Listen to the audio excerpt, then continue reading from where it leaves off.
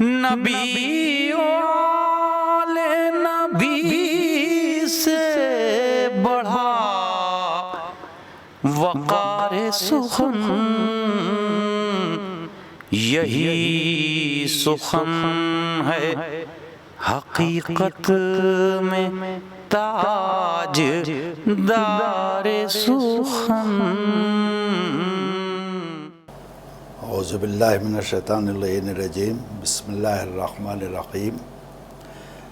قال اللہ تبارک و تعالی فی کتابہ المبین واصدق القائلین وقولہ الحق۔ بسم اللہ الرحمن الرحیم۔ یا ایھا الرسول بلغ ما انزل الیک من ربک وان لم تفعل فما بلغت رسالتہ۔ ناظرین اکرام، یہ ہم سب کے لیے باعث مسرت ہے کہ ہم تذکرہ غدیر آج اس چینل کے ذریعے پیش کرنے کی سعادت حاصل کر رہے ہیں۔ ناظرین اکرام، یہ ایک عظیم تحفہ غدیر ہی ہے جس نے حق و باطل میں امتیاز حاصل کرنے کا ایک دوامی نسخہ فراہم کر دیا ہے۔ تحفہ غدیر ہی نے ایک انسانی دماغ کو وہ عطیہ عطا فرمایا ہے جس سے قیامت تک اب حق و باطل کو خلط ملط نہیں کیا جا سکتا ہے۔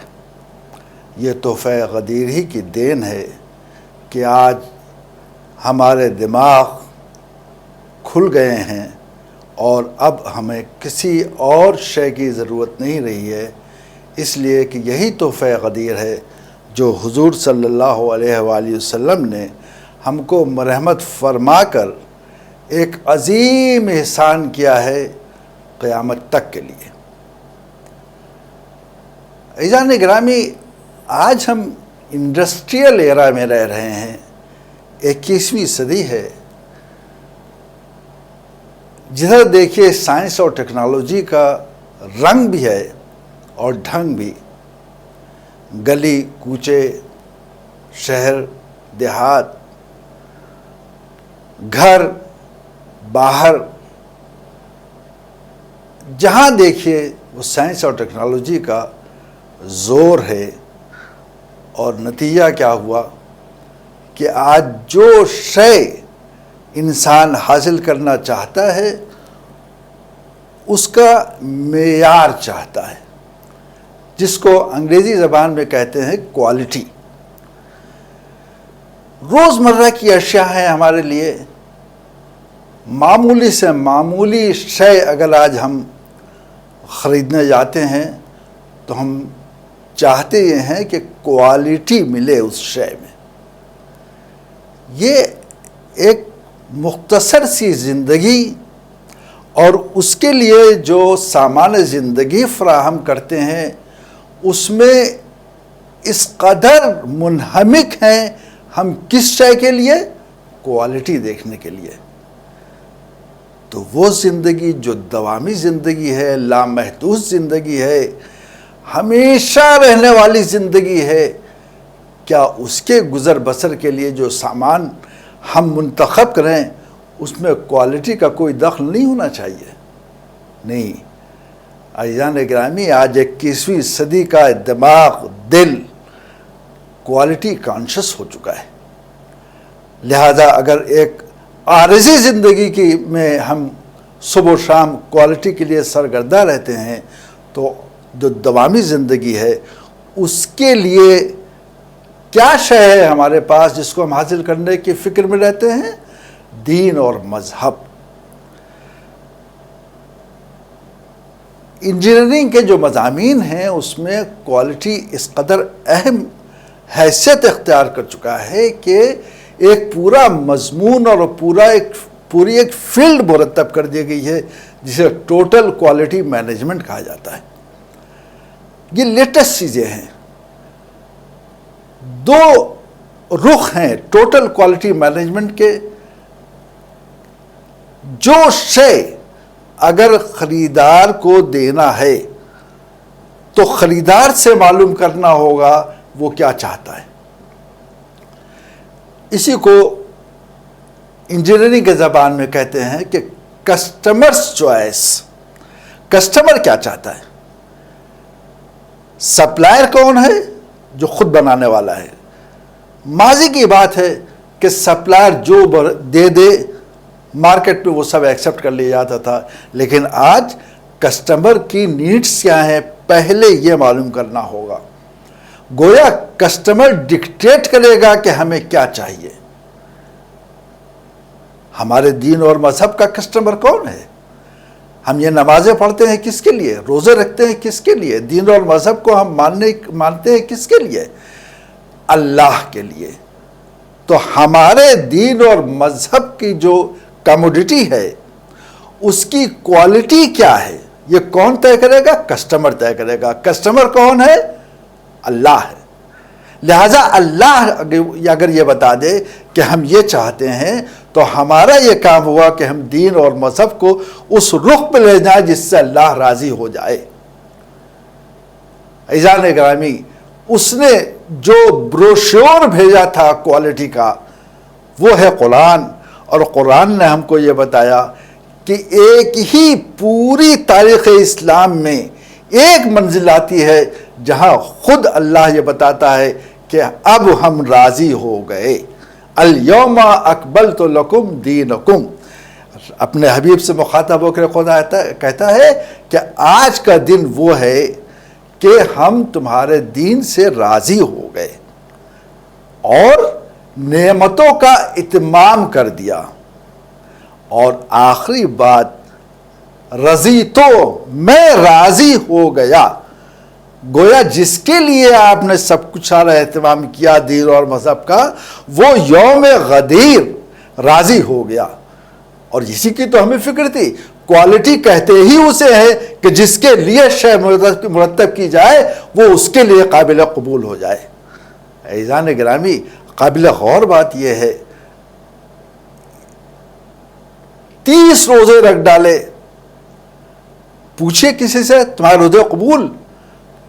کہتا ہے کہ ہاں اللہ کے ہاں قبول ہو جائے تو بڑی بات ہے. یقین نہیں ہے، دعا کرتے ہیں کہ قبول ہو جائے. شبہ ہے قبولیت میں.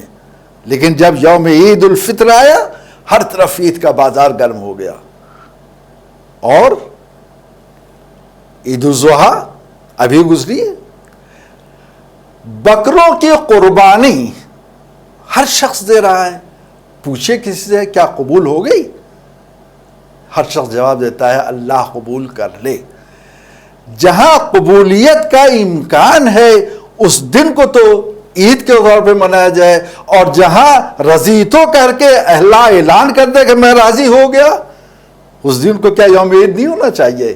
نہیں. اسی لیے امام جعفر صادق علیہ السلام نے فرمایا کہ یہ جو جتنی عیدیں ہیں اسلام میں ان میں سب سے بڑی عید غدیر ہے. اور اسی کو مختلف کتب میں نقل بھی کیا گیا ہے. سوال یہ ہے کہ یہ ہمیں کیسے معلوم ہو کہ یہ یوم عید ہے؟ عزیزان گرامی، یہ پیغامبر جو تھا وہ 63 سالہ زندگی لے کے آیا. 40 سال اس کے کیسے گزرے مکہ مکرمہ میں؟ نبی نہیں معلوم ہے عمومی طور پر. کیا کر رہا ہے نبی؟ صداقت کا کلمہ پڑھوا رہا ہے. اپنی دیانتداری امانت داری کا کلمہ پڑھوا رہا ہے. انسانی اقدار کے لیے پوری زندگی کے 40 برس پیغامبر جو ہے دین کا وہ صرف کر رہا ہے، اور اس کے بعد پھر جا کے اعلان نبوت کرتا ہے. اب زندگی کے کتنے دن بچے؟ 23 سال مکی اور مدنی ملا کر کے. اور ہوتے ہوتے پھر منزل یہ آتی ہے کہ تقریباً سارے احکام آ چکے، سارے معاملات دین کے مکمل ہو چکے، جتنے بھی احکامات ہو سکتے تھے قرآن کی شکل میں وہ بھی آ چکے، آخری 3 مہینے زندگی کے اب باقی رہ گئے ہیں، یہاں تک کہ 25 ذی-قعدہ آ گئی، نبی اعلان کرتا ہے سارے مسلمانوں آ جاؤ، ہم پہلا اور آخری حج کرنے جا رہے ہیں۔ کہاں یہ سعادت نصیب ہو سکتی تھی؟ ہر فرد کا یہ ایک دوڑ کے طور کے اوپر جہاں جہاں پیغام پہنچا، ملت پوری کی پوری مدینے میں آ گئی، اور روایتیں ہیں کہ 1 لاکھ سے زیادہ کا مجمع تھا جب حضور 25 ذی-قعدہ کو روانہ ہوئے ہیں مکہ مکرمہ کے لیے، حج کرنے جا رہے ہیں، اور وہاں 4 ذی الحجہ کو پہنچتے ہیں، حج کے سارے مناسک ادا کیے ہیں، اور جب حج کی ادائیگی ہو گئی 14 ذی الحجہ کو آپ نے مکہ مکرمہ سے روانگی کی۔ تھوڑی دور چلے تھے، ایک مقام ہے جحفہ، آج کل میقات ہے وہاں پر، سارے حاجی لوگ جو وہاں سے احرام مانتے ہیں میقات سے، جحفہ سے وہاں سے جانا پڑتا ہے انہیں۔ جحفہ سے 3 میل کی دور پر ایک تالاب ہے، تالاب کو عربی میں غدیر کہتے ہیں، وہ مقام خم پر ہے، اسی لیے اس تالاب کو غدیر خم کہا جاتا ہے۔ تو وہ غدیر خم کی طرف حضور صلی اللہ علیہ وسلم تشریف لے جا رہے ہیں۔ ابھی جحفہ تک پہنچے تھے کہ اچانک، بھئی یہ اتنے اصحاب کبار ہیں، ازواج نبی ہیں، 1 لاکھ تو سور لے کے آئے تھے، پھر مولا کائنات حضرت علی علیہ السلام جو یمن میں تشریف رکھتے تھے وہ بھی 10,000 یا روایتیں 20,000 لوگوں کو لے کر حج کے لیے پہنچے تھے۔ اب یہ پورا مجمع 1.5 لاکھ کا تقریباً یا 1.25 لاکھ کا وہ ساتھ ہے، اور حضرت جبرائیل ایک پیغام لے کے آتے ہیں، یا ایھا الرسول، اپنے منصب کے ساتھ حضرت جبرائیل مخاطب کرتے ہیں، اے رسول بلغ ما انزل، جو آپ پر نازل کیا جا چکا ہے من ربک، آپ کے رب کی جانب سے، اس کو آپ پہنچا دیجئے۔ یا ایھا الرسول بلغ الیک من ربک، آپ کی طرف آپ کے رب کے نے جو پیغام بھیجا تھا۔ جانے کیا مصلحت ازلی ہے کہ حضرت جبرائیل کو بھی شاید خبر نہیں ہے کہ کیا پیغام ہے، یہ تو کوڈز ہیں جو استعمال کیے جا رہے ہیں۔ جناب جبرائیل رسول سے کہہ رہے ہیں کہ پیغام ادھر کا ہے، وہ کہہ رہا ہے ہم نے جو آپ سے کہا تھا وہ پہنچا دیجئے۔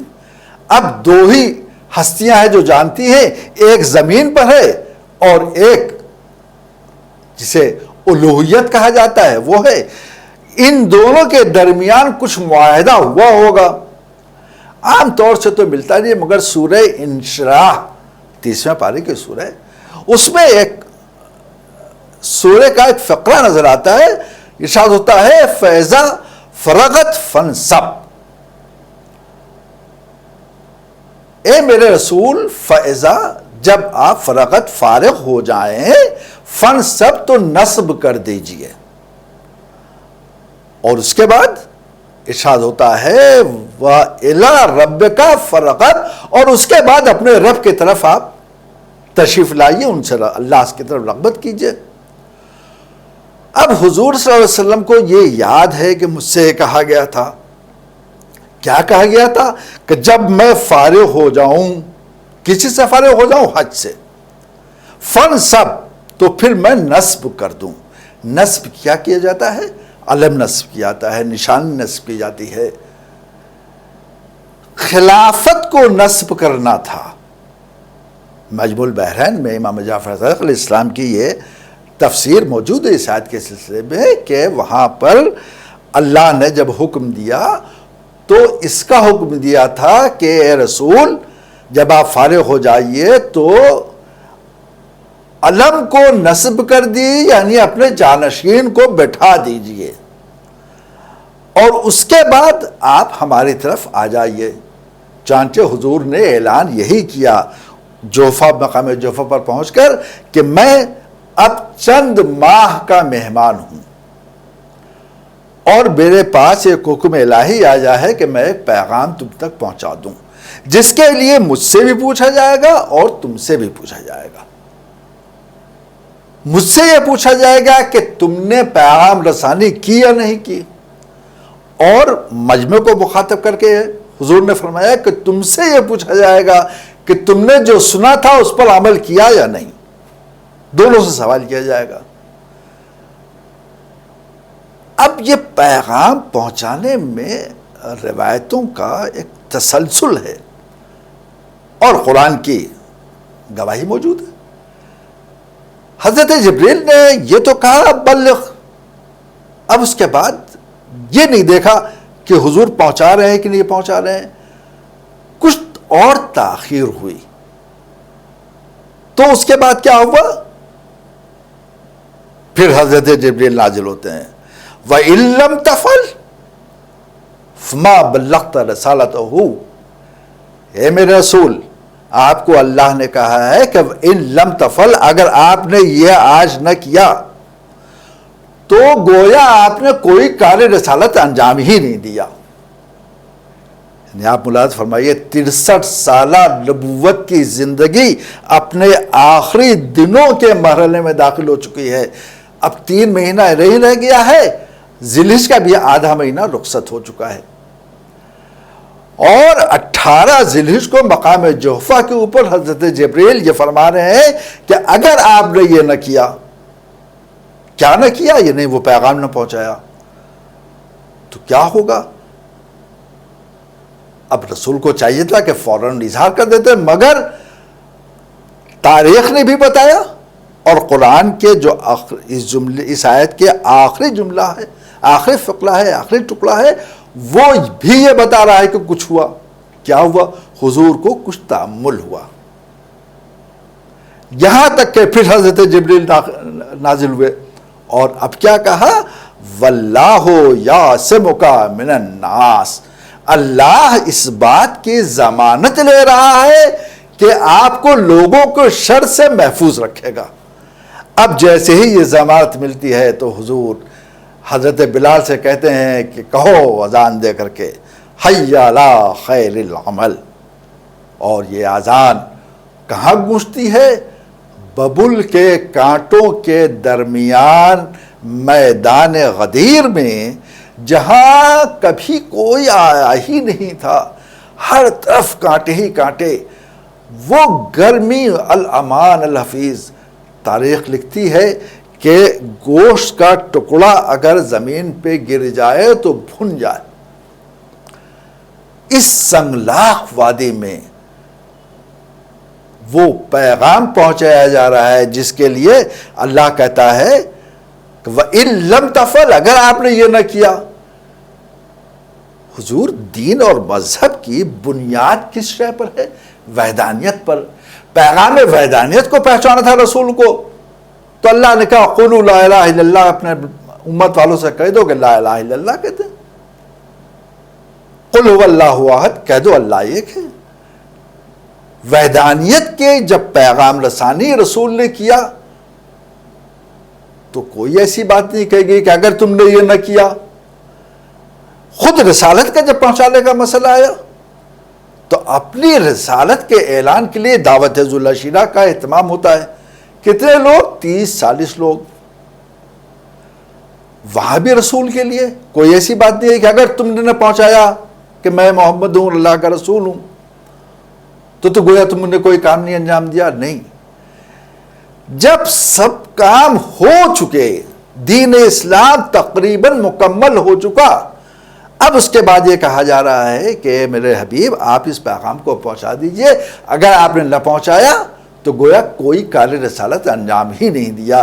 یعنی ترازو کے ایک پلے میں کل کے کل کارہائے رسالت کو رکھ لیجئے، اور دوسرے پلے میں اس پیغام کو رکھ لیجئے جو یوم عید غدیر حضور نے پہنچایا، دونوں برابر ٹھہرائے جائیں گے، بلکہ یہ پلہ بھاری ہوگا، اس لیے کہ اگر یہ نہ پہنچایا گیا تو یہ سب بیکار۔ ان حالات میں، اور یہ کب پہنچاتے ہیں حضور؟ جب اللہ ضمانت لے لیتا ہے اگر کوئی شرری ہوگا تو ہم تمہیں اس سے بچائیں گے۔ عزیزان گرامی، یہ پورا معرکہ سر کرتے ہیں حضور صلی اللہ علیہ وسلم، اور اس کے بعد 3 دن تک اس پیغام کا اثر باقی رہتا ہے اس میدان عید غدیر میں۔ کون سا اثر ہے؟ کیا کہا ہے رسول نے؟ میں آپ کو وہ جملے جو حضور نے ارشاد فرمائے ہیں آپ کی خدمت میں پیش کر دوں۔ یہ جناب شہاب الدین کی کتاب توضیح الدلائل میں حضور صلی اللہ علیہ وسلم کا ممبر سے وہ فصیح خطبہ جو آپ نے عید غدیر کے دن پڑھا۔ ممبر وہ نہیں تھا جو آج استعمال ہوتا ہے، اونٹوں کے کجاووں کے ممبر بنائے گئے تھے۔ فرش وہ نہیں تھا جس کے اوپر قالینیں بچھی ہوں۔ تاریخ بتاتی ہے کہ لوگ جو عبائیں اوڑھے تھے اس سے پیر کے نیچے رکھے رہے تھے تاکہ گرمی کچھ کم ہو جائے۔ یعنی گویا ایک ایسا ماحول تیار کیا گیا تھا کہ یہ 1,00,000-1,50,000 کا مجمع گویا اپنے پاؤں پہ کھڑا ہو کر ہمتن گوش رہے۔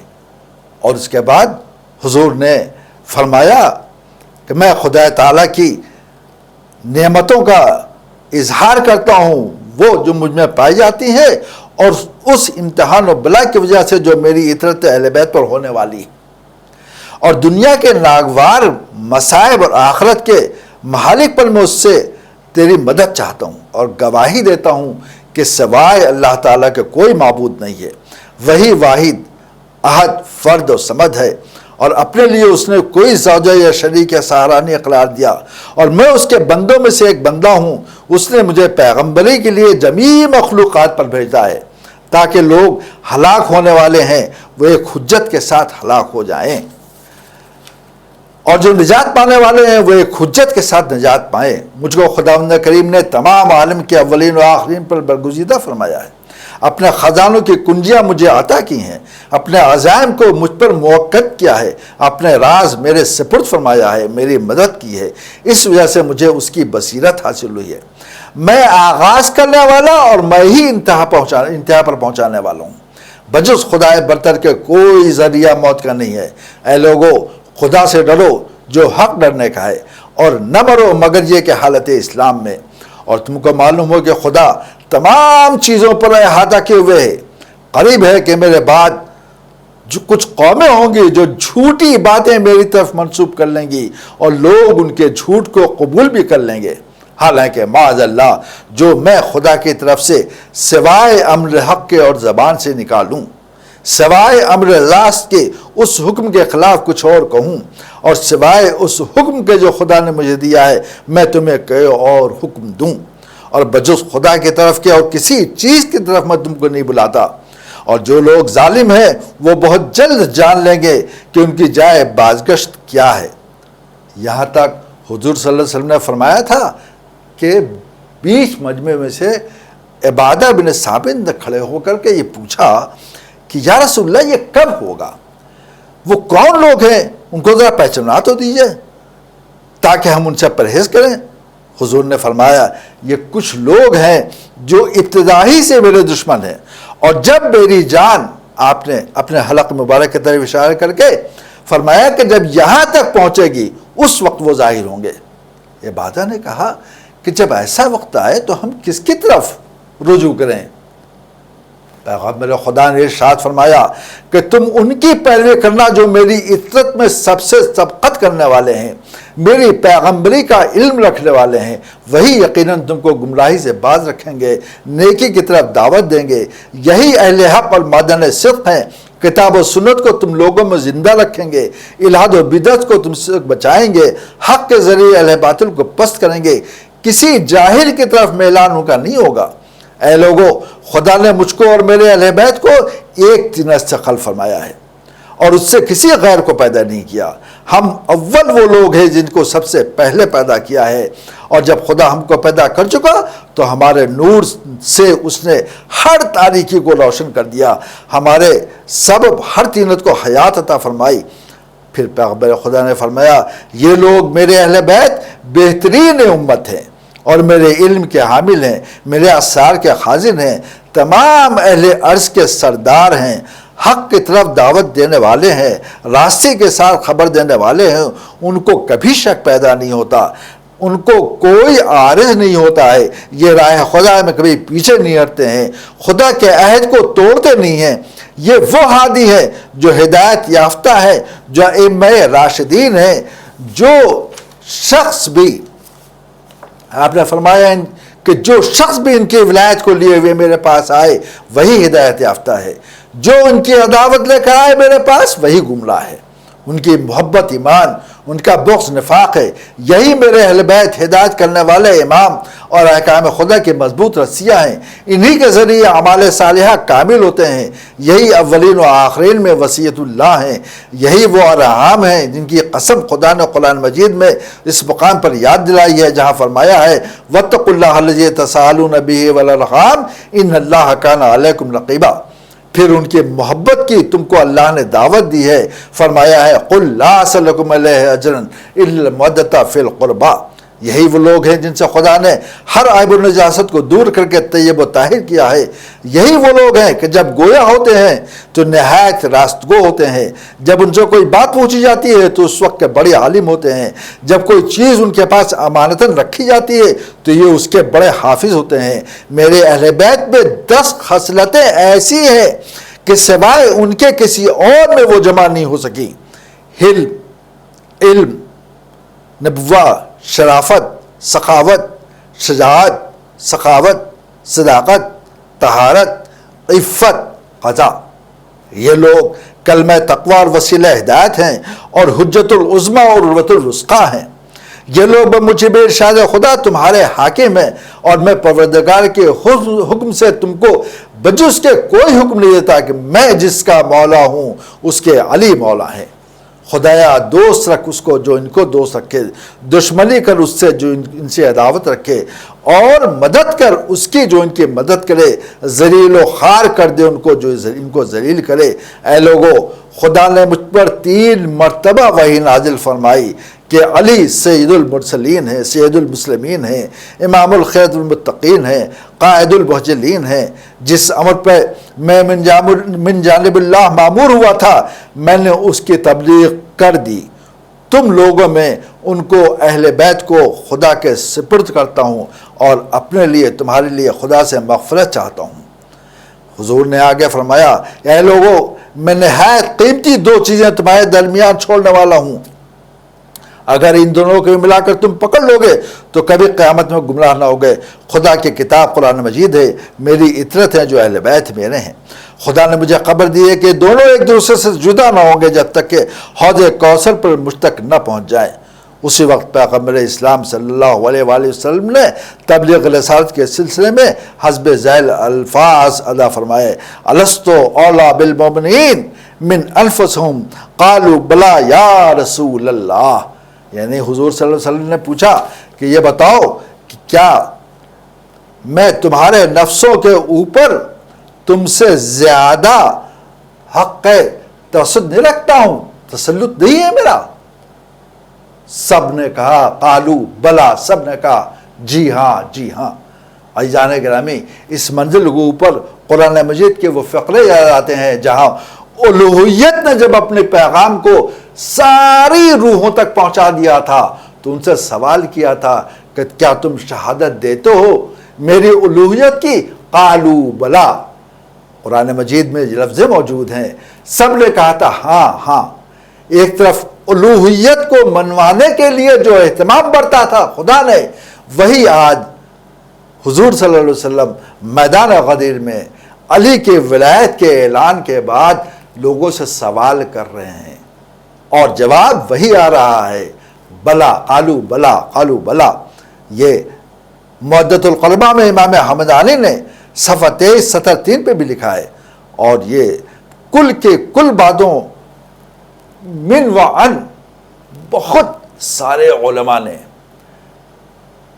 ان کی کوئی تعداد معین کرنا مشکل ہے، لیکن عزیزان گرامی جب مطالعہ کیا جاتا ہے مورخین کا، محدثین کا، مفسرین کا، تو ہر صدی میں یہ نظر آتا ہے کہ ذکر اس واقعے کا موجود ہے۔ اگر آپ ملاحظہ فرمائیے ہر طرف آپ کو نظر آتا ہے۔ مثلا یہ کہ دوسری صدی سے 14ویں تک قریب 400 ائمہ تفسیر و حدیث و مورخین نے اس واقعہ غدیر کو تحریر فرمایا ہے۔ 5ویں صدی کے صرف ایک عالم حافظ ابوالعلا حمدانی نے حدیث غدیر کو 250-250 مستند راویوں سے بیان کیا ہے، اور اب تک تقریباً 32 کتابیں مستقل کتاب کی شکل میں غدیر پر تحریر ہوئی ہیں۔ بعض کی ان میں 10 جلدیں یا زائد ہیں۔ مثلا علامہ امینی نے الغدیر 18 جلدوں میں لکھ کر موضوع کا حق ادا کیا ہے۔ لبنان کے مشہور ادیب یونس سلامہ نے 3157 اشعار کی نظم عید الغدیر لکھا جو مصر سے شائع ہوئی۔ کتاب الموالات میں امام ابن عقدہ نے 100 اصحاب جن سے حدیث غدیر منقول ہے ان کے نام درج کیے ہیں۔ عشرہ مبشرہ سے لے کر ساری اصحاب کبار اور صغار کے نام لکھ کر آخر میں یہ لکھا ہے انہوں نے کہ 28 اصحاب اور ہیں مگر ان کے نام نہیں انہوں نے تحریر کیے ہیں۔ علامہ حائری نے اپنے عربی خطبے میں سن 1340 ہجری میں، ابھی تازہ بات ہے، جس کو اصلاح نے جلد 85 میں شائع کیا ہے، اسماء مخروجین حدیث غدیر کی فہرست شائع کی ہے۔ اس میں 160 محدثین، مورخین، مصنفین کے اسماء گرامی درج ہیں، اور اگر مورخین کے عہد کو دیکھیں تو لگتا ہے کہ ہر دور میں ذکر غدیر تاریخ کی زبان پر رہا ہے، جیسے ابن قتیبہ 276 ہجری، بلازری 279، تبری 310 ہجری، خطیب بغدادی 463، ابن عبد البر 463، شہرستانی 548، ابن عساکر 571، یاقوت حموی ابن اسیر 630، ابن خلقان 681، یافعی 768 ہجری، ابن خالدون 808 ہجری، ذہبی 833 ہجری، ابن حجر اسقلانی 852 ہجری، علامہ جلال الدین سیوطی 910 ہجری، نور الدین حلبی 1042 ہجری، وغیرہ وغیرہ۔ اور محدثین کو دیکھیے ان کا بھی تذکرہ ہر قدیر میں ملتا ہے، جیسے امام احمد بن حنبل 241 ہجری، ابن ماجہ 273، ترمذی 279، موصلی 307، طحاوی 307 ہجری، حاکم 405 ہجری، ابن مغازلی 483 ہجری، خوارزمی 568 ہجری، محب الدین طبری 694 ہجری، ابوالعباس قسطلانی 923 ہجری، تاج الدین 1031 ہجری، 31 ہجری، زرقانی 1122 ہجری، وغیرہ وغیرہ۔ اور مفسرین قرآن کو اگر آپ دیکھیں تو یہی طرز نظر آتا ہے۔ مثلا طبری 310 ہجری، سالبی، یہ بڑے بڑے مفسرین ہیں، واحدی 468، قرطبی 567، فخر الدین رازی 606، ابن کثیر شامی 774 ہجری، سیوطی 910 ہجری، آلوسی بغدادی 1270 ہجری۔ عزیزان گرامی، ایک طویل فہرست ہے مورخین کی، محدثین کی، مفسرین کی، جنہوں نے واقعہ غدیر کو متواتر لکھا ہے۔ کیوں لکھا ہے؟ ظاہر ہے جب قرآن مجید کی اس آیت مبارکہ پہ ان کی نگاہیں پڑتی ہوں گی کہ جس میں رسول کو حکم دیا گیا کہ آپ پہنچا دیجئے یا یہ رسول بلغ، اور اگر آپ نے یہ نہ پہنچایا تو گویا آپ نے کوئی کار رسالت انجام ہی نہیں دیا۔ تو جو بھی عالم ہوتا ہوگا وہ ایک بار سوچنے پہ مجبور ہوتا ہوگا کہ ایسا مسئلہ ہے کہ اگر ہم نے اس پر اپنا قلم نہ چلایا تو ہو سکتا ہے مسئولیت ہم سے ہو جائے، کہ تم نے سب کچھ تو دین اسلام پہ لکھا، اور جو دین اسلام کے اساس بنا تھا کہ تمہاری بات نہیں ہے، کار رسالت انجام دینے والے کو مخاطب کر کے کہ اللہ نے کہا تھا کہ تم نے اگر یہ نہ پہنچایا تو گویا کار رسالت انجام ہی نہیں دیا۔ نمازیں پڑھ کے کیا ہوں گی اگر نماز کا جو پیغام لایا تھا اس کی نمازیں بیکار ہو جائیں؟ قرآن مجید یہی کہتا ہے کہ آپ کے گویا سب کے سب کام بیکار ہو جائیں گے. نمازیں لانا بیکار، قرآن کو پہنچانا بیکار، روزے رکھوانا بیکار، حج کروانا بیکار، یہ سب کے سب بیکار ہو جائیں گے اگر آپ نے اس پیغام کو نہ پہنچایا جو آج آپ کو پہنچانا تھا. اسی لیے حضور نے یہ اہتمام کیا، مگر بہت خوفزدہ تھے. کیوں خوفزدہ تھے؟ آپ نے خود فرمایا ہے، مورخین نے لکھا ہے کہ حضور نے فرمایا کہ اگر میں علی کی ولایت کا اعلان کر دوں گا تو یہ لوگ مجھے جھٹلا دیں گے اور شرری لوگ میرے خلاف ہو جائیں. اسی کی حفاظت کے لیے اللہ نے اعلان کیا کہ اے میرے نبی آپ بالکل پریشان نہ ہوں، واللہ یعصمک من الناس، ہم آپ کی حفاظت کرنے والے ہیں. عزیزان گرامی، اگر آپ مسلسل تاریخ اسلام کو ملاحظہ فرمائیں گے تو ہر موقع کے اوپر آپ کو ملے گا کہ جو اس زمانے کے اکابرین رہے ہیں انہوں نے تباہ آزمائی بھی کی ہے. مثلا امام شافعی، کیا بات کہیں گے امام شافعی؟ وَمَاتَ الشَّافِعِي وَلَيْسَ يَدْرِي علی ربہ ام ربہ اللہ.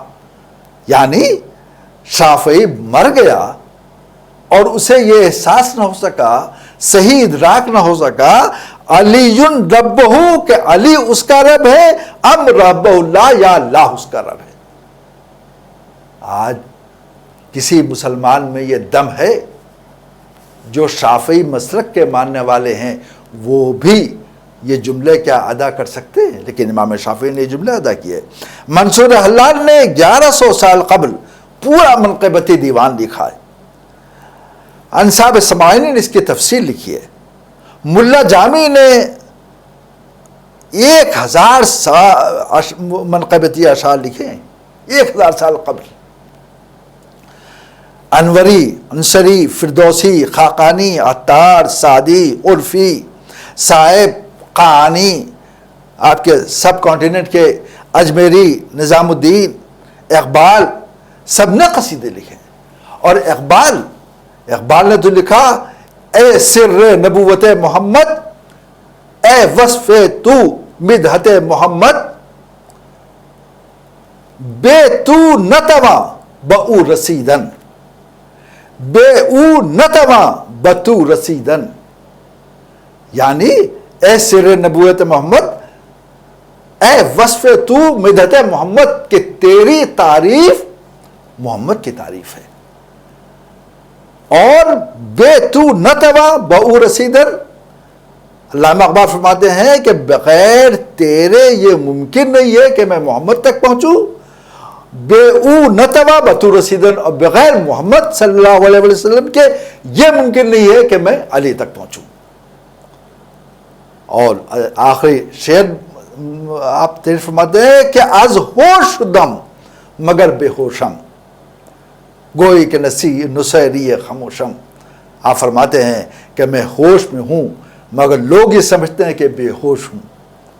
ایک خاموش نصیری کی طرح میں زندگی گزار رہا ہوں. امام شافعی نے تو جرات کر دی تھی کہ مر گیا اور نہیں پہچان سکا کہ اس کا رب خدا ہے کہ علی ہے، مگر علامہ اقبال فرماتے ہیں کہ میں ایک ایسے نصیری کی طرح زندگی گزار رہا ہوں. نصیری کا کیا دین و مذہب ہوتا ہے کہ وہ مولا کائنات کو استغفر اللہ خدا مانتے ہیں. علامہ اقبال نے کیا سمجھا، علی کو کیسے سمجھا، یہ وہ جانے، مگر یہ حقیقت ہے کہ علی ایک ایسی شخصیت کا نام ہے کہ جہاں کل کے کل انٹلیکچوئلز سر نیاز خم کر دیتے ہیں. آج ہم سائنس اور ٹیکنالوجی کے دور میں گزر رہے ہیں. یہ صرف مذہبی افراد کی عقیدت مندی نہیں ہے. عزیزان گرامی، ابھی چند سال قبل نوبل پرائز ایک ایسی شخصیت کو ملا جس کا نام عبدالسلام ہے. اس عبدالسلام کے اوپر اس کے موت کے بعد ورلڈ کے ریناؤنڈ سائنٹسٹ لوگوں نے ایک کتاب لکھی. اس کتاب کا نام ہے عیسی زان عبدالسلام. اور انہوں نے اس کتاب کے یہ امریکہ سے چھپی ہے سن 1982 میں. اس کے تیسرے صفحے کے اوپر عبدالسلام کے آفس کی تصویر ہے اور اس آفس میں ایک فریم ان کی دیوار کے آفس کی دیوار پہ لٹکا ہوا ہے جس پر ناد علی مظہر العجائب اشعار درج ہیں. آپ کو معلوم ہے یہ عبدالسلام مسلمان نہیں تھے، قادیانی تھے. قادیانی کی نظروں میں بھی جو مشہور اصحاب کبار ہیں وہ وہی حیثیت رکھتے ہیں جو عمومی مسلمانوں کے ہاں رکھتے ہیں. لیکن اپنے آفس میں انہوں نے جو فریم لٹکایا تھا اس پہ ناد علی مظہر العجائب درج تھا. اب جو بات میں آپ کو سنانا چاہتا ہوں جس سے مولا کائنات کی عظمت کا تعارف کروایا جا سکتا ہے کہ اغیار بھی آج سائنٹیفک ایرا میں عام لوگ نہیں، سائنٹسٹ وہ جو نوبل لوریٹ عبدالسلام کے اوپر کتاب لکھ رہے ہیں، انہوں نے اس تصویر کے نیچے ایک نوٹ لگایا ہے اور نوٹ کے الفاظ بہت دلچسپ ہیں جس کا مفہوم یہ ہے کہ آج سائنسی دور میں بھی لوگ میریکلز میں بلیو کرنے والے موجود ہیں، مگر اس کے آگے وہ سائنٹسٹ لوگ لکھتے ہیں اپنا نوٹ، لیکن ان میریکلز کو ماننے والوں کے آج کے دور میں شرط یہ ہے اس کو مانیں گے مظہر العجائب جس میں یہ صلاحیت موجود ہو کہ وہ میریکلز دکھا سکتا ہے. غور فرمایا آپ نے؟ یعنی ان کو بھی اس بات پر ایمان لانا پڑا کہ یہ علی جس کا تذکرہ ہے اس فریم کے اندر یہ کوئی اور شخصیت نہیں ہے، یہ وہ ہے جو مظہر العجائب واقعی طور پر ہے. اسی لیے نوبل لوریٹ نے اپنے کمرے میں ناد علی مظہر العجائب کا فریم لٹکایا ہے. آپ نے غور فرمایا ابتدا کہاں سے ہوئی تھی اور انتہا کہاں تک پہنچی ہے. اس سائنس اور ٹیکنالوجی کے ایرے میں بھی جب ہم دیکھتے ہیں تو کسی میں ہمت نہیں ہے کہ مولا کائنات کے علمی منازل کا منکر ہو سکے. نہیں، اسے مجبور ہو کر پڑھنا پڑتا ہے. کیا پڑھنا پڑتا ہے؟ وہ فقرے پڑھنے پڑتے ہیں جو مولا کائنات سے منسوب ہیں، وہ باتیں جو آپ نے لکھ لی ہیں نہج البلاغہ کی شکل میں وہ آج موجود ہیں، اور اس کو پڑھا لکھا ذہن جب پڑھتا ہے تو متعجب رہ جاتا ہے کہ کسی مذہبی شخصیت کا اور کیا یہ قول اس طرح کا ہو سکتا ہے. عزیزان گرامی، میں اس یوم عید جو عید غدیر کی شکل میں آج ہم منا رہے ہیں، اس سلسلے میں آخر کلام میں یہ عرض کرنا چاہتا ہوں کہ ہمارے اس چینل نے جس کے ذریعے آپ تک یہ بات پہنچ رہی ہے، عزیزان گرامی، بہت ایک عظیم معرکہ سر کیا ہے جو آج پیغام غدیر کو آپ تک پہنچانے کا وسیلہ بن گیا. کیوں؟ اپنی عقیدت کے بنا پر نہیں، ہدایت چینل اس لیے قابل صد مبارکباد ہیں کہ حضور صلی اللہ علیہ وسلم نے یوم عید غدیر جو حکم صادر فرمایا تھا یہ اس کی تعمیل کر رہے ہیں. کیوں؟ اس لیے کہ حضور صلی اللہ علیہ وسلم نے جہاں اور باتیں سب کہی تھی ان میں ایک فقرہ یہ بھی تھا. کیا تھا؟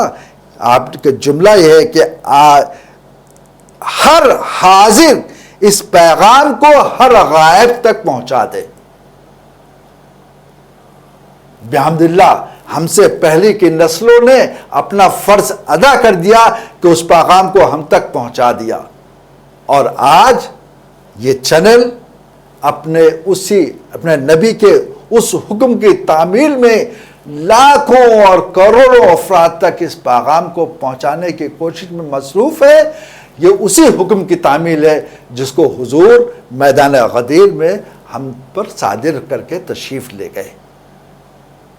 ان الفاظ کے ساتھ میں خود بھی اپنی جانب سے بھی اور تمام اراکین کی جانب سے تمام ناظرین کو یوم عید غدیر کی مبارکباد پیش کرنے کی سعادت حاصل کرتا ہوں، اس لیے کہ یہ وہ دن ہے جس کا قرآن نے اعلان بہت مضبوطی کے ساتھ یوں کیا تھا، الیوم یئس الذین کفروا من دینکم، آج کفر مایوس ہو گیا، کس چیز سے؟ آپ کے دین کو برباد کرنے سے۔ یہ سورہ مائدہ کی آیت مبارکہ ہے۔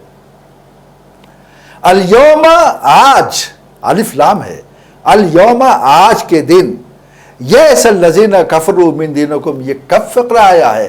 جب علی کو اپنے ہاتھوں میں بلند کر کے حضور فرما چکے من کنت مولا ہو فہذا علی مولا، تو حضرت جبریل نازل فرماتے ہیں الیوم یئس الذین کفروا من دینکم، اور اس کے بعد دوسرا جملہ یہ فرماتے ہیں الیوم اکملت لکم دینکم، آج کا وہ دن ہے کہ ہم نے آپ کے دین کو مکمل کر دیا، اور اس کے بعد وَأَتْمَمْتُ نِعْمَتِي، اور ہم نے اپنے نعمتوں کو تمام کر دیا، وَرَضِيتُ لَكُمُ الْإِسْلَامَ دِينًا، اور تمہارے دین سے، اسلام سے، دین اسلام سے آج میں راضی ہو گیا۔ تو عزیزان اکرامی، یہ وہ دن ہے کہ کفر کو مایوسی ہوئی ہے، دین کامل ہو گیا ہے، اور اللہ راضی ہو گیا ہے۔ میں نے ابتداءً عرض کیا تھا کہ کوالٹی آج اس کی تعریف یوں کی جاتی ہے کہ کسٹمر کو سیٹسفائی کر دے، کسٹمر سیٹسفیکشن۔ ہمارے دین اور مذہب کا خریدار کوئی اور نہیں ہے، اللہ ہے۔ ہم جو اعمال صالحہ یہاں انجام دیں گے اس کو بنیادی طور پر اللہ قبول کر لے تو یہ کوالٹی ہے۔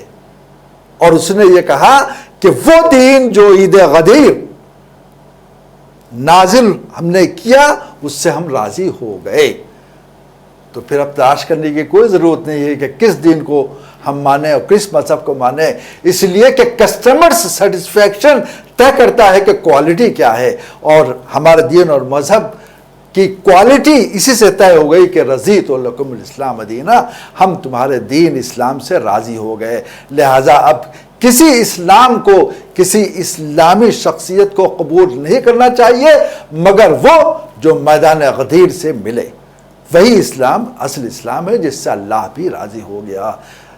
اور بس ان الفاظ کے ساتھ ان اللہ و ملائکتہ یصلون علی النبی یا ایھا الذین آمنوا صلوا علیہ وسلموا تسلیما، اللہم صل علی محمد وعلی آلہ محمد۔